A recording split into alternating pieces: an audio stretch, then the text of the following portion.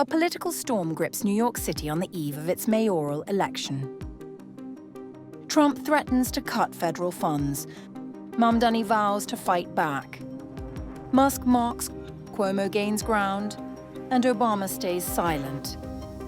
As the city braces for the vote, one question looms: who will shape New York's future?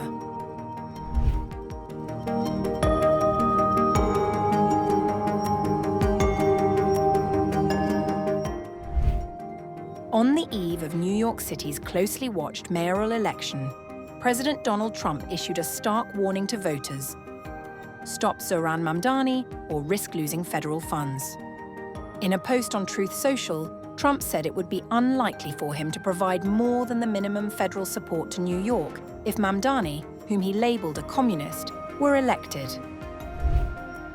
If communist candidate Zohran Mamdani wins the election for mayor of New York City, it is highly unlikely that I will be contributing federal funds, other than the very minimum as required to my beloved first home, because of the fact that, as a communist, this once great city has zero chance of success, or even survival. It can only get worse with a communist at the helm, and I don't want to send, as president, good money after bad. It is my obligation to run the nation, and it is my strong conviction that New York City will be a complete and total economic and social disaster should Mamdani win. His principles have been tested for over 1,000 years, and never once have they been successful.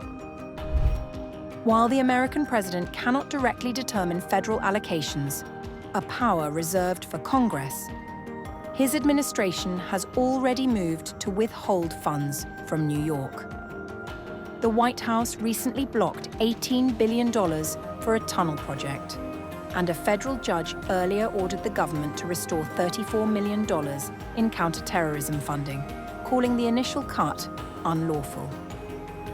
Trump also criticized Republican nominee Curtis Sliwa, signaling a preference for independent candidate Andrew Cuomo.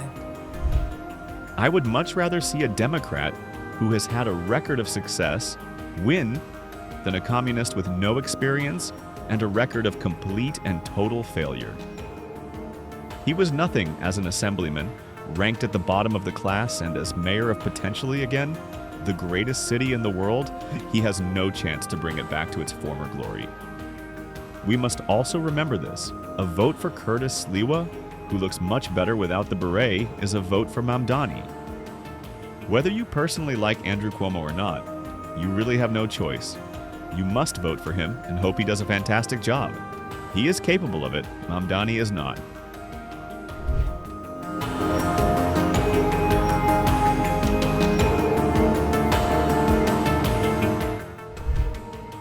At his final campaign rally on November 3rd, New York City mayoral candidate Zohran Mamdani urged voters to stand up to what he called political bullying, responding to Trump's threat to restrict federal funds if he wins. Elected, that is a very real threat that you're going to have to deal with. How will you address that after you're elected if you win? I will address that threat for what it is. It is a threat. It is not the law. And too often we treat everything that comes out of Donald Trump's mouth as if it is already legal just by virtue of who is saying it. And it is time to finally stand up to the bullies that make these threats, not to become the bullies ourselves. And we've seen time and time again that the best way to respond to Donald Trump and to defeat these kinds of threats is to actually stand up and fight back. You've seen leaders across this country who have shown their unwillingness to compromise on their own morals and their own values as the way in which they fight back. And too often what we found in New York City is instead a willingness to capitulate and coordinate. And all of this with the most collaborative mayor you could find for Donald Trump in New York City.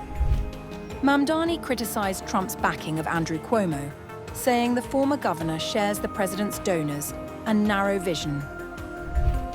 He vowed not to bow to pressure, calling instead for unity across the city, including among those who once supported Trump. We'll always speak to every New Yorker who calls the city home. And while I'm looking to speak to Donald Trump's voters, Andrew Cuomo is looking to speak to Donald Trump's donors. That's the difference here.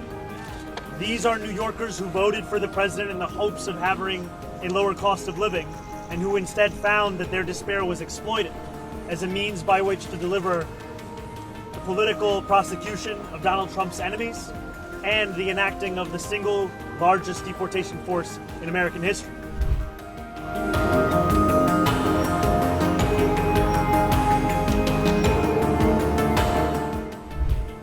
Elon Musk has entered New York City's mayoral race debate, mocking Mamdani and endorsing former Cuomo. In a post on X, Musk urged voters to back Cuomo, echoing President Trump's criticism of Mamdani. Remember to vote tomorrow in New York. Bear in mind that a vote for Curtis is really a vote for Mamdani or whatever his name is. Meanwhile, former President Barack Obama chose not to endorse Mamdani despite a recent phone call, a silence noted by campaign insiders who say it reflects divisions within the Democratic establishment.